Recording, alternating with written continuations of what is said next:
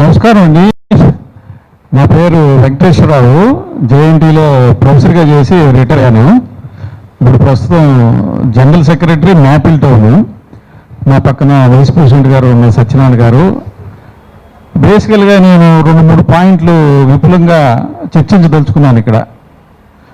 ఇప్పుడే మన అధ్యక్షులు వారు చెప్పారు, ఎంతో కష్టపడి జీతం దాంట్లో మిగిల్చుకొని పర్మిషన్ తెచ్చుకొని ఇల్లు కట్టుకొని అన్ని పర్మిషన్లు తెచ్చుకున్న తర్వాత అది మధు పార్క్ రిడ్జ్ అయితేనేమి, మన మిగతా చుట్టూ ఉన్న కమ్యూనిటీస్ అయితేనేమి, అక్కడ కూడా మీరు వెళ్ళిపోవాలి అని అంటున్నారు. దేని మూలానంటే వాళ్ళని అడిగితే, అయ్యా మీరు బఫర్ జోన్లో ఉంది కాబట్టి మేము కొట్టేస్తా ఉంటున్నారు.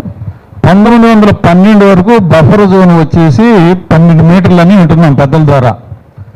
ఆ తర్వాత సడన్గా బఫర్ జోన్ 50 మీటర్లు అయింది. అసలు బఫర్ జోన్ అంటే ఏంటి అది కూడా మనకు తెలియాలి. ఏంటి బఫర్ జోన్? బఫర్ జోన్ అంటే ఒక రివర్ కానీ కాలువ కానీ లేకపోతే ఇంకేదైనా చెరువు కానీ ఉన్నప్పుడు అందుట్లోకి వచ్చే నీళ్ళని ఏదో కొంచెం శుద్ధి చేయటానికి, ఏమైనా కాలుష్యాలు ఉంటే ఆ కాలుష్యం లేకుండా ఉండడానికి కొన్ని మీటర్లు మట్టితో కూడిన లేకపోతే అక్కడ ఉన్న గ్రీన్ కవర్ చెట్లు చేమలు అవన్నీ ఉన్నదాన్ని కొన్ని మీటర్లు మెయింటైన్ చేయాలి. అది సైంటిఫిక్గా బఫర్ జోన్ అంటే. అసలు ఇప్పుడు ఆ డెఫినేషన్కి ఇంకోటి ఏంటంటే ఆ చుట్టుపక్కల ఉన్న ఫ్లోరా ఫోనా అంటాం, అంటే జీవములు, ఏదో ఒక నెమళ్ళు అవ్వచ్చు లేకపోతే ఇంకేదన్నా మిగతా జంతుజాలాలు అవ్వచ్చు, ఇవన్నీ కూడా. అయితే దీనికి మీకు అంతర్జాతీయ లిటరేచర్లో ఎక్కడ చూసినా ఒక 9-10 మహా అయితే ఒక 15 మీటర్లు. అందుట్లో మూసి అంత పెద్ద రివర్ కాదు, ఒక మాదిరిగా ఉండేది. అందుకనే 12 మీటర్లు అప్పుడు పాత రోజుల్లో పెట్టారు. అయితే 2012లో దీన్ని ఏకంగా 50 మీటర్లు చేశారు. ఎందుకు చేశారు, ఎలా చేశారు అనేది ఎవరికి తెలియదు. అయితే ఈ 50 మీటర్లు చేసిన తర్వాత కూడా ఏమీ చల్లం లేదు. ఎవరి కాళ్ళే ఇప్పుడు అందరు చెప్పారు కదా, బస్తీలు అక్కడే ఉన్నాయి, వాళ్ళు శుభ్రంగా అన్నీ కట్టుకున్నారు, ఇల్లు పెద్ద పెద్ద ఇల్లు కట్టుకున్నారు, బఫర్ జోన్లోనే ఉంటున్నారు. మీరు ఆ పర్మిషన్లు ఇచ్చారు, ఇప్పుడు సడన్గా వచ్చి 50 మీటర్లు బఫర్ జోన్ ఉన్నది, మీరు ఇవన్నీ కోలగొట్టేస్తూ ఉంటున్నారు. అది ఏ రకంగా రాజ్యాంగం? అది బఫర్ జోన్ ఇవాళ 50 మీటర్లు అన్నారు, మళ్ళీ రెండో రోజున 100 మీటర్లు అంటారు ఇంకొక ఆయన వచ్చి. అప్పుడు ఇంకా అట్లా వెనక్కి అంటే హైకోర్టు బిల్డింగ్ నుండి చార్మినార్ దాకా పోయి కొట్టేస్తూ ఉంటారా? అది ఏం అర్థం లేని ఒక ప్రశ్నలాగా మిగిలిపోతున్నాయి. సో అంటే ఏంటంటే ఇంకొక విచిత్రమైన విషయం ఏంటంటే, ఈ మూసి అంతా ఇప్పుడు డెవలప్ చేసేది ఒక అర్బన్ ఎన్విరాన్మెంట్లో డెవలప్ అవుతుంది. పట్టణీకరణ అయిపోయింది. పట్టణీకరణ ఒకసారి అయిన తర్వాత ఇక బఫర్ జోన్ యొక్క విశిష్టత ఏమీ లేదు.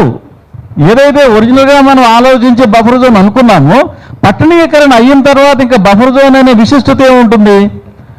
నేను ఏమని సలహా ఇస్తున్నానంటే ప్రభుత్వం వారికి, with all my knowledge and other things, అయ్యా గవర్నమెంట్ స్థలం ఉన్న చోట మీరు ఏదన్నా చేసుకోండి, డెవలప్ చేసుకోండి. ఖాళీ స్థలం ఎక్కడ ఉంటే అక్కడ. ఇప్పుడు ఉన్న స్ట్రక్చర్స్ ఏమీ పడగొట్టకుండా డెవలప్ చేయండి. ఆ నదిని కూడా మధ్యలో చాలా గ్యాప్లు ఉన్నాయి, అది శుభ్రంగా సదనం చేయండి.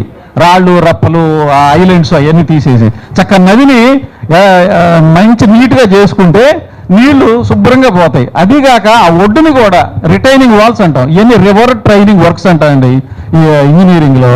ఆ రివర్ ట్రైనింగ్ వర్క్ చేసి ఆఖరికి 0 బఫర్ జోన్తో కూడా బంగారంలాగా రివర్ను పారించవచ్చు, ఏం పెద్ద నష్టం లేదు. సరే ఎంతో కొంత కొన్ని మీటర్లు కావాలి కాబట్టి కొన్ని మీటర్లు పాత పద్ధతి ప్రకారం తీసుకో. ఇంకా అక్కడికే కాదు, ఇంకా కావాలి, దానికి లిమిట్ ఎక్కడ, ఎంతవరకు? దానికి శాస్త్రీయ ఇదే ఉంది. ఏమైనా కమిటీని ఏర్పాటు చేశారా? ఏమీ లేదు.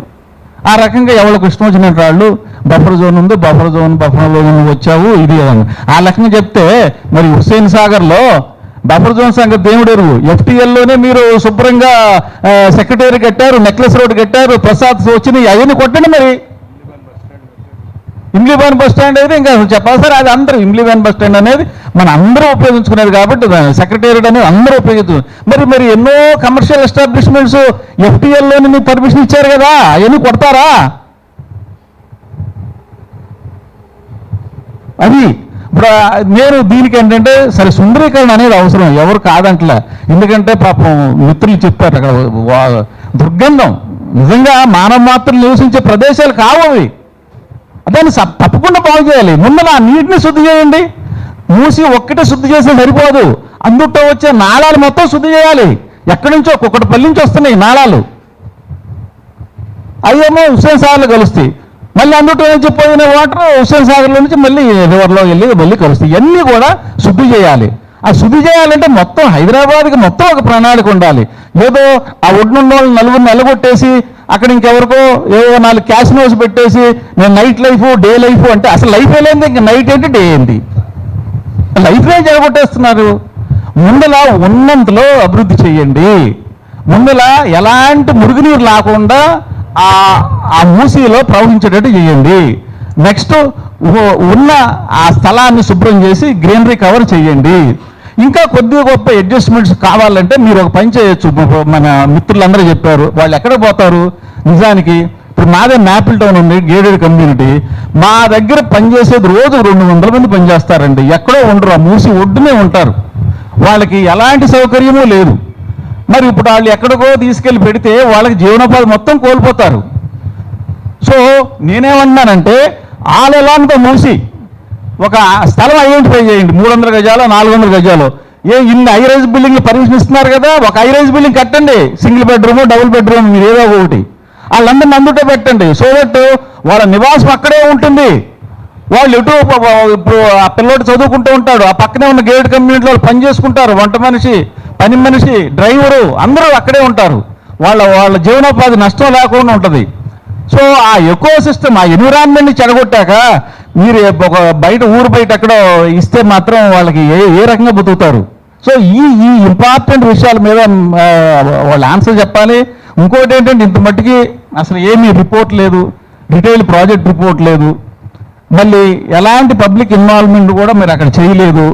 ఏదో పబ్లిక్ నోటీస్ ఒకటి ఇచ్చారు, అందుట్లో టీడీఆర్లు కావాలంటే తీసుకోండి అంటున్నారు. ఇప్పుడు మన రిచ్మండ్ నుంచి కూడా ఒకేసారి 36 విల్లాలు, రిచ్మండ్ సార్ మాట్లాడతారు, 36 విల్లాలు ఒకేసారి 36 విల్లాలండి. ఈ రోజుకి మేము కూడా కడుతున్నాం బోర్డంత డబ్బు ఈఎంఐ ద్వారా. వాళ్ళు ఎక్కడ పోవాలి, ఏం చేయాలి, ఎట్లా ఉండాలి? సో ఇవన్నీ ఏంటంటే ఒక పద్ధతి, మూసీని శుభ్రంగా సుందరీకరణ చేయొచ్చండి. ప్రజలతో కలిసి ప్లాన్ చేయండి, బంగారులాగా మీరు చెప్పిన దానికంటే ఇంకా బాగా సుందరీకరణ చేయొచ్చు, అందుట్లో డౌట్ లేదు. అంతకంటే మించి వాళ్ళ మన హిందూలో చూశాను, చిన్నపిల్లల పార్లమెంట్ అని పెట్టి వాళ్ళు చేశారు.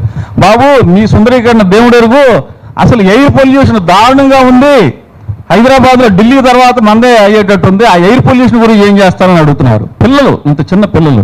ఆస్మా పెరిగిపోతుంది రోజు రోజుకి. సో ఏమన్నామంటే సుందరీకరణ ఎవరూ వద్దు అనరు.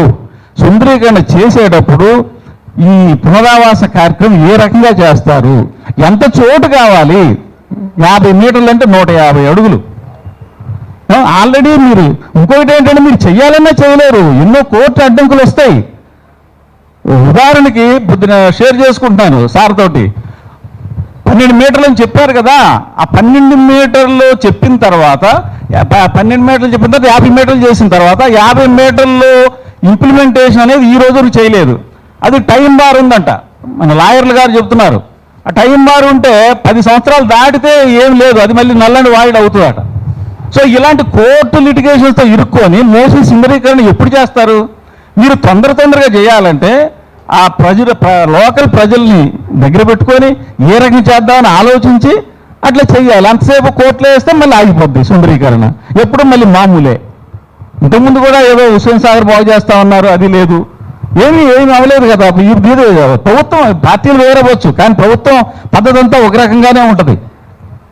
సో ఇవన్నీ ఏంటంటే చెప్పేది ఒక పద్ధతి ప్రకారంగా ప్రజలకి ఒక హామీ ఇవ్వాలా. ఇందులో కష్టపడి కట్టుకుని ఇల్లు మీరు ధ్వంసం చేసి ఏదో ఇంకోటి ఎకానమీ పెరుగుద్ది, అది పెరుగుద్ది, టూరిజం పెరుగుద్ది, అది చెయ్యండి. ఇప్పుడు మాత్రం ఎవరు వద్దన్నారు, ఎవరు వద్దనలేదు. సో కొంచెం ప్రెసిడెంట్ గారు, వైస్ ప్రెసిడెంట్ గారు కొంచెం ఒక మాట్లాడతారు. నమస్తే అండి, నేను సత్యనారాయణ అండి.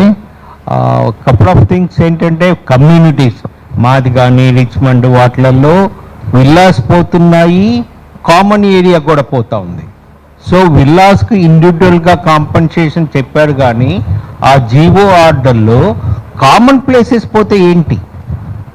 మేము అంత పెద్ద విల్లా కట్టుకున్నప్పుడు దానికి ఎందుకు అంత రేటు మేము పే చేస్తున్నాము? పార్కులు ఇవన్నీ కామన్ ప్లేసెస్ ఉండబట్టి. అవి పోతే ఇంకా మా వాల్యూ ఏముంటుందండి? సో దాని గురించి ఏమీ మెన్షన్ చేయలేదు జీవోలో. సో అది కూడా జీవోలో మెన్షన్ చేయాలి.